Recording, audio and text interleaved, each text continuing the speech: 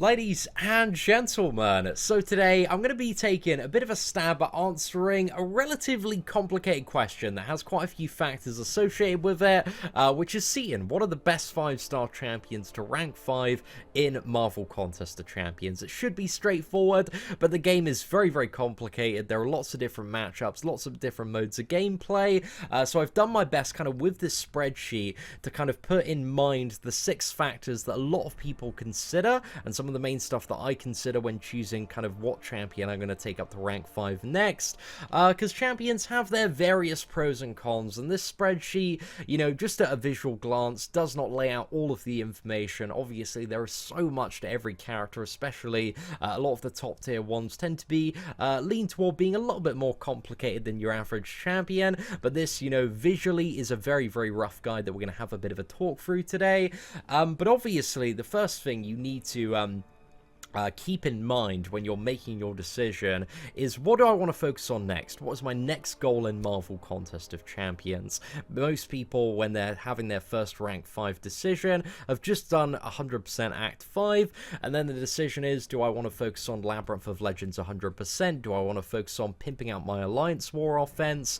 Do I want to focus on doing Alliance Quest map 6 or 7? Do I want to focus on a team that can 100% variant and kind of building a roster for that, which for a lot of people is generally kind of advised before doing Labyrinth 100%, but you do need, you know, a bit much more of a diverse roster if you want to do variant in comparison to Labyrinth there.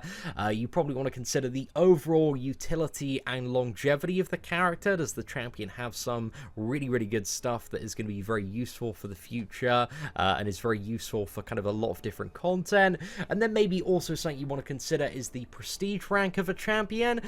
This is maybe something of lesser importance for a lot of mid-tier players, but it's always something to keep in mind, just, you know, if you are looking to get those really, really sweet rewards when it comes to Alliance Quest there. And also, the code, very roughly, is kind of green. It indicates that the champion is very useful in that area. Yellow is maybe the champion's alright, but they could be better. And red is generally, you don't really want to use this option. It's not going to be very good. It's not going to work out terribly well for you.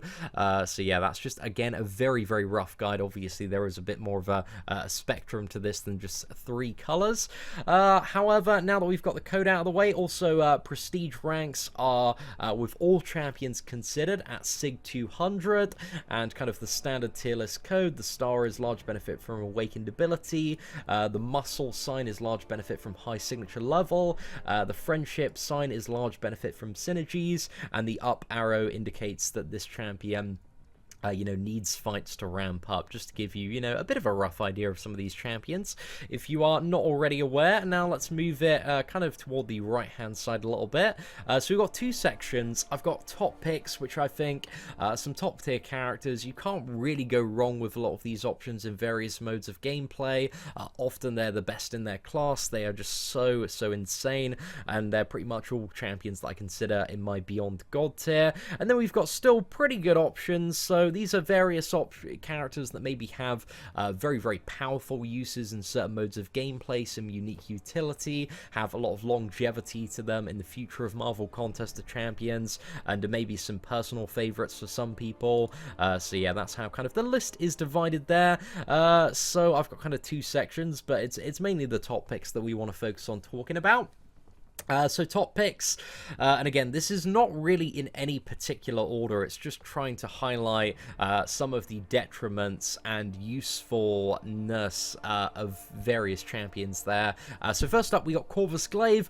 Corvus Glaive as a rank 5 option is amazing if you do not care about Labyrinth at all. He's absolutely rubbish for Labyrinth, but for Alliance War, Alliance Quest, variant, utility, like any story quest, any uncollected, the majority of the stuff that comes out, like Corvus Glaive as a 565, just kills everything in like 20-something hits. He is so incredibly ridiculous, and he is definitely one of the best champions for a lot of people to rank 5. But if Labyrinth of Legends is your next goal, you do not want to take up Corvus there.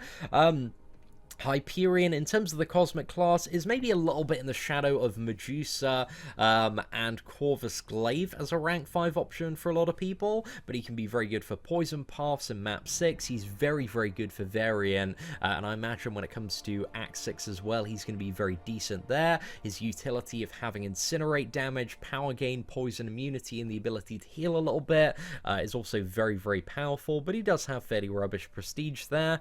And then we got Medusa, the Armor Shatter, the heavy damage, the ability to completely shut down robots, and also the way that she's kind of played does make her a really good option for Labyrinth of Legends, and also Alliance War Poison Paths as well, as dealing with very, very annoying robot bosses and sentinels if you do kind of encounter those. And also on my free-to-play account, I always take kind of map 5 in Alliance War, path 5 in Alliance War, and if you fully boost and bring in kind of the Karnak and Black Bolt synergy, she is currently able to take down arguably the most difficult Alliance War fight in the game, which is the Node 29 Killmonger. So that's a bit of a strategy that we use on the free-to-play. But Alliance War is one of those things where the Alliance War decision all depends on kind of your responsibilities, your path, your obligations within your alliance, and what, you need to do for your alliance. Because, some champions are amazing for certain paths, and some ones are absolutely rubbish for others. Stark is an all-around amazing rank 5 option. If you've got Stark, you've got to get this lad to rank 5. Definitely one of the older debates in the game is kind of like Spider-Man Stark versus Blade, which one should you rank 5 first? And I think there was a point in time where there were so many villains and so many mystics that were of a very, very high priority, but I think as time has gone on, there have been a lot more unfriendly Blade champions, that if you have to pick one, I would take Stark up over Blade. So that's my kind of advice there. But yeah, he's great for pretty much every single mode of gameplay. The only downside to Stark and Aunt Spider-Man is his prestige rank is not the greatest. It is very, very low down the list. So yeah, for a lot of people, again, you don't really have to care about prestige, but that is kind of the detriment of Stark and Aunt Spider-Man there. And then next up we have Ghost. Ghost is incredible, very, very difficult champion to play. Doesn't necessarily need to be awakened, so if you do have a 6-star one, a rank 2 is better than a 565 awakened, I would say, for kind of overall kind of gameplay and also the future of the champion. You'll get her to rank 3 one day as well, kind of similar story with Corvus there, but Ghost is great. There's a lot of Labyrinth of Legends gameplay, a lot of Alliance War gameplay, a lot of variant gameplay, and pretty much all aspect gameplay if you look at Panda Man Pete. But Ghost is, pretty much the hardest champion in the game to play really, really well at the moment, so you do have to take that into consideration. She's not a champion that you should pull and rush into ranking up. You should make sure that you are, very, very comfortable with Ghost, because not everybody can crack her playstyle, but once you do, you're going to have an absolutely great time there. And then we've got Magic. So Magic is still one of the best options for a lot of Alliance War bosses and a lot of Alliance War matchups, especially when it comes to those Killmongers as well. She's pretty much the queen of power control, so useful for Alliance War, Alliance Quest variant, utility. The only thing that she isn't really that great for, Labyrinth of Legends. Like, I've seen people do Labyrinth of Legends for Magic. It's quite long though. It's quite a long time, and her prestige certainly isn't the best as well. But Magic is she's still the queen of power control. A lot of people really enjoy playing her, so if you've got a use for her in Alliance War, she can be very, very great to take up. And then Blade. Blade is still great for all of the villains in Labyrinth of Legends, which make up a fair few of the most problematic fights. So yeah, he can be really, really great, especially paired with Stark. But Blade, overall for Labyrinth, is a very hit or miss champion. He's either going to be pretty much the best counter or absolute rubbish when it comes to bleed immune champions, for example, Colossus, even Unstoppable Colossus. I guess he isn't that bad, but it's mainly Colossus and the big bleed immune ones he's not going to be overly great for, but he can get through a lot of stuff in Labyrinth 100%. But mainly if you're taking in Blade, you want to bring in Stark as well, and they pretty much cover each other's weaknesses there. Still very good because villains are ever present in a lot of paths in Alliance War, and that regeneration is very, very sweet there. Alliance Quest map 6, he's got the infinite regeneration, so that's great for saving so many potions, and a lot of paths he can have a tremendous amount of value still. Variant, very good for the first chapter. There are a lot of very, very annoying villains. I think pretty much all the Ultron drones are marked as villain as well, but you can get through some of the tricky fights. But when it comes to Variant, really, a lot of the difficulty is not in the first chapter, but in the final one. So it's really about having, you know, high value cosmics and also science champions if you want the best time. And utility, like Blade still has one of the strongest regenerations in the game. He is the absolute god versus kind of villains and mystics. So I think he's going to have a very, very long form utility kind of moving forward. But he is not the dominant character that he used to be. And then we have one of the brand new champions. So we got Aegon. Aegon is insane for 100% Labyrinth of Legends. Aegon is a big ramp up champion. You want to get like hundreds and hundreds of hits on his combo meter, and his signature ability allows you to kind of transfer that from fight to fight, and he can be so good for Labyrinth of Legends. I think he can get through pretty much every single fight to the best of my knowledge. I think Crystal Opening Whale and a few other YouTubers have uploaded pretty much an Aegon solo of every single boss in Labyrinth. So yeah, he's almost the ultimate Labyrinth option there if you you got a pimped out Aegon. His con is because he's a high ramp up champion, he's not really that viable for the difficult stuff that you need in Alliance War. Would not suggest for a lot of stuff there. Alliance Quest map 6 and 7, he kind of has the pain of not being very good for like 100 or so hits, so he takes a few fights to ramp up. But he can be useful for the end of it. However, I think there are better champions for Aegon, but you know, he can still do quite a bit of work there. Variant, he's got the stun and also the damage ramp up. You know, can be useful for certain stuff there. So he's got the stun on a special 3 to stun lock on power reserve, so he can get some very interesting stuff done in Variant. But maybe he's not the absolute best option for Variant, but he's still, you know, much better than a lot of the other skill characters there. And utility, I think, because Aegon's got such a big ramp up where he pretty much becomes a god at 1000 hits, he's going to be quite useful for the future, and there's a lot of stuff he can do when it comes to like shrugging off debuffs and also reducing ability accuracy, pretty much stripping it from the opponent, that I think when it comes to Act 6 and future content, Aegon is a pretty solid investment. Also, him and Blade are like so good for prestige as well if you're looking for the really big Alliance Quest difficulty numbers there, so you've got that to keep in mind. And then we have Void and Cap, who are not really that great for Labyrinth of Legends. They can get through some stuff and they're very useful for like X23, but in all fairness, a 4-star Void or a 4-star Cap can do those encounters as well. So for Labyrinth, you don't really want to use them. They're kind of much better options, but you could probably get through Labyrinth if you wanted to. Alliance War, Void is just the king for so many kind of big regeneration paths, so the reversal there, so it can be very, very useful. Doesn't do anything too special on Alliance Quest map 6 or 7. However, if Mephisto is the boss, he's the absolute MVP for that. But even kind of a rank 4 Void at the highest prestige can get through kind of a Mephisto there. He's great for the final chapter of Variant, so useful there. And also his utility of being immune to Incinerate and also having this very powerful heal and power reversal is great there. Captain America Infinity War, if you suit the playstyle, can be very nice for a lot of Alliance War bosses, especially in scenarios where you heavy counter for taking down like Medusas. Infinity War Iron Man can have some really, really nice use there. Maybe he's not the absolute best option in the world. He's maybe like a little bit below some of the other green options, but he can work if you play him very, very cleverly and build him for various matchups and scenarios, because there's just so much that you could possibly build into that character. Alliance Quest, because of his block proficiency, is insane for certain paths, for kind of the sustainability that this champion provides and also the damage output. Like, I personally always run my rank 5 Captain America when it comes to Alliance Quest map 6, and he heavy lifts me so hard for a lot of fights. So yeah, I really like Cap Infinity War, man. Tremendous champion. Variant, he is if you watch the rank up video, man, you can get through so much stuff in Variant. Like, he is an absolute MVP for Ultron's Assault variant. So yeah, I love him for that. And also his utility. There's just so much the character can do. So I think he's got a lot of longevity associated with him as well.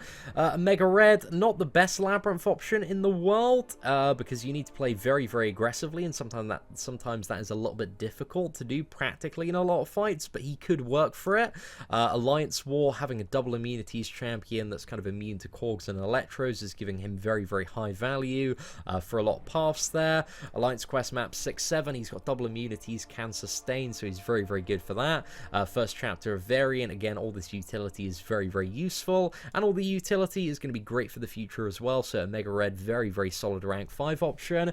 And then we have Domino, who, with the Massacre synergy, allows her to kind of bypass the Labyrinth Limber, so you've got infinite parries. Domino has so much damage ramping up and up and up, because you're getting luckier, the chance to crit bleed is increasing, and you can get some mega damage, so she's such a good option for a lot of stuff in Labyrinth. And then when it comes to Alliance War, she can be okay, not the best champion, not the worst one. Alliance Quest map 6-7, you don't really have any kind of reliable, immunities or regeneration, so there's nothing too special there. Variant, however, with the Massacre synergy, there's a lot of stuff that you can get done, and she just works really, really well with a lot of the stuff in Variant with her high damage output. So yeah, I really like Domino for Chapter 1, man. We got through so many very annoying fights just with kind of the burst potential of that champion on her Special 2, and also the Special 3 bleed as well. And then finally for utility, I think with the way that you play Domino and her ability accuracy reduction, and also the heavy attack synergy with Red Hulk and Massacre, providing like ridiculous heavies, this is going to prove to be very, very useful in the future. But I think there's just a lot of quirky stuff that Domino can do that's going to provide very, very valuable. Like, I love my rank 5 one, she's become so useful. But yeah, it depends up to you. And Domino, she does not need to be awakened as well to be a proper sick champion, but ideally, you know, you do want the Massacre and Red Hulk synergies.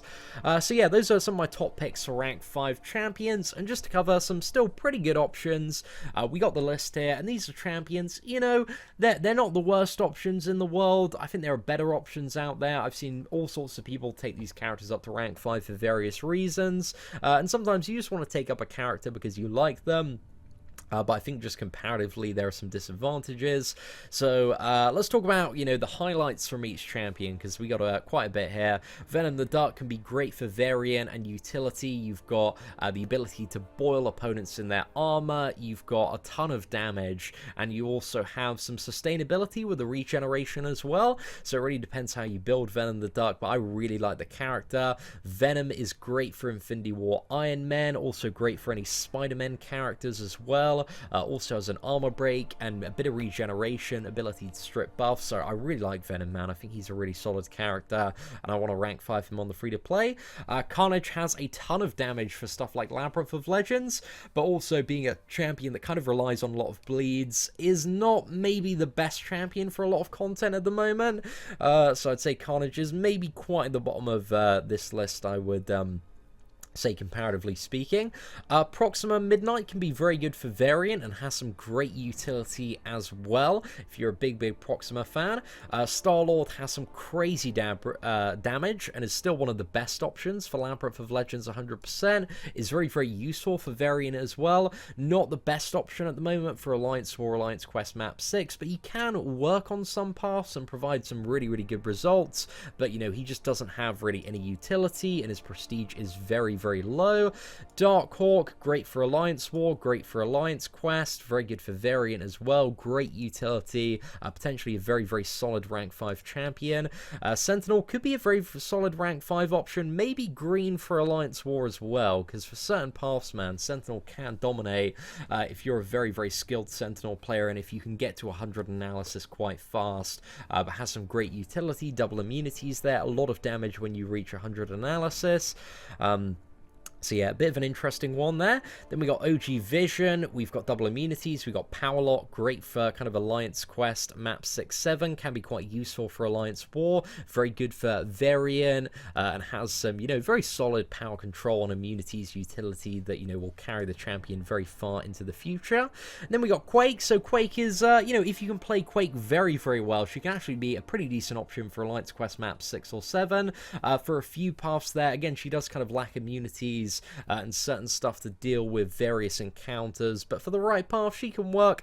Not really a good option for Labyrinth, but when it comes to the final chapter of Variant Man, Quake is an absolute godsend. She's a blessing if you can play her very, very well, for quite a few very tricky encounters and paths there. And Quake's playstyle and utility, it's always been very, very unique, so, you know, if you're a massive Quake fan, I don't think there's anything wrong with taking her up to rank 5.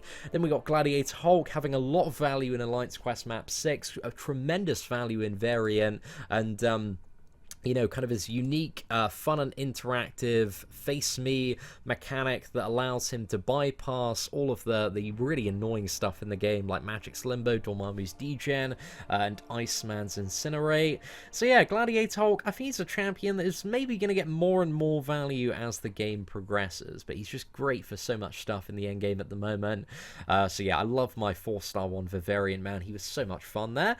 Then we got Iceman. You've got, what is it, triple immunity. You've got evade counter, ability to tank special 3.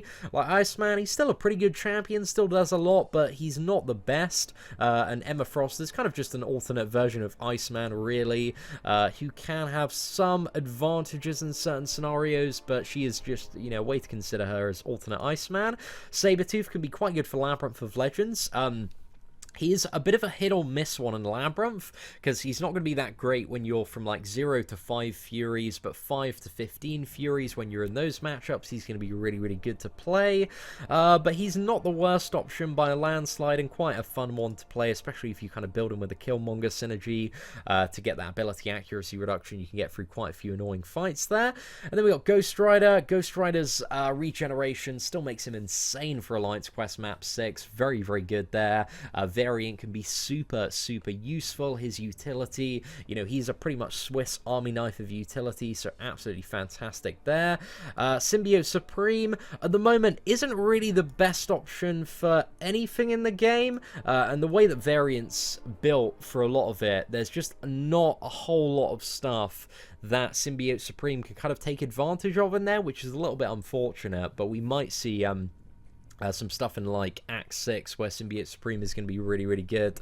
But we saw with like the Champions Challenge and also the Maze, where Symbiote Supreme's utility really came in handy. Kind of those buff-heavy champions he was so good for. The champion Aegon, he just absolutely dominates, and I think there's going to be some very high annoying opponents in the future. And also it's worth considering, if we are seeing a lot of champion bosses, that Symbiote Supreme is arguably the best counter to that in Alliance War. So yeah, maybe he's not too bad in an Alliance War. Maybe he could get a green there, because there are a lot of very annoying matchups where Symbiote Supreme is pretty good for. But the main thing about Symbiote Supreme, one of the reasons, is kind of that utility for the future, and also he's number 5 on the prestige list, so the prestige is very, very high there. And then we got Gwenpool, we got the insane bleed damage, we got the armor break, and we also have the power lock and ability accuracy reduction.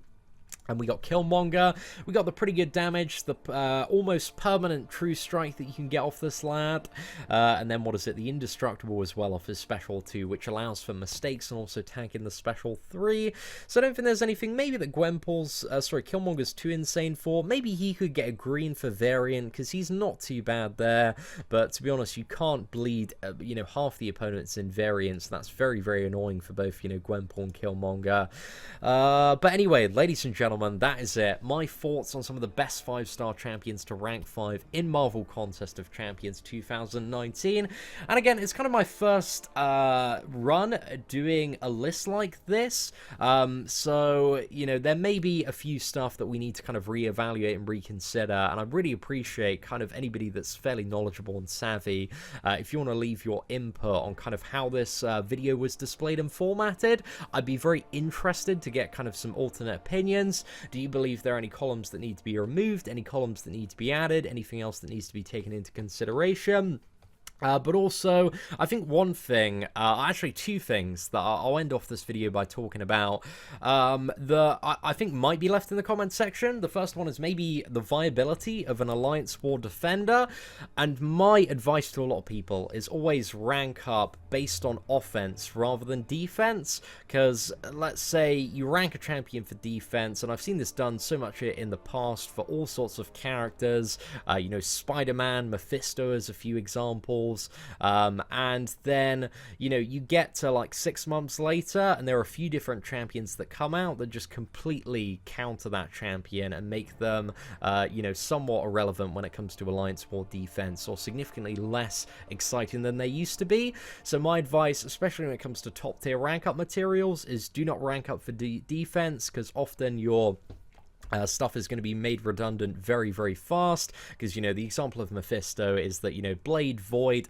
and Gladiator Hulk came out, and now Mephisto is just not a problem at all, especially with the release of Void. Like, Mephisto was mainly buried when it comes to Alliance War defense, but, you know, you still see him on defense, he's just not really getting the kills, he's not really worth the rank up materials for a lot of people, so yeah, that'd be something to potentially consider there. And the final thing is, you know, you can always rank up for fun. Like, don't, you know, if you just looking to get enjoyment out of this game, if you don't really care, you can just rank up the champion you want for fun. Again, this is just kind of my opinion, my perspective, trying to dump as much knowledge as I can on you, based on my experience and kind of the experience of other people that I watch on YouTube. But aside from that, ladies and gentlemen, thank you very much for watching. If you did enjoy this, feel free to smash that like button, share this video with your alliance, take care, and I hope that you have an absolutely fantastic day.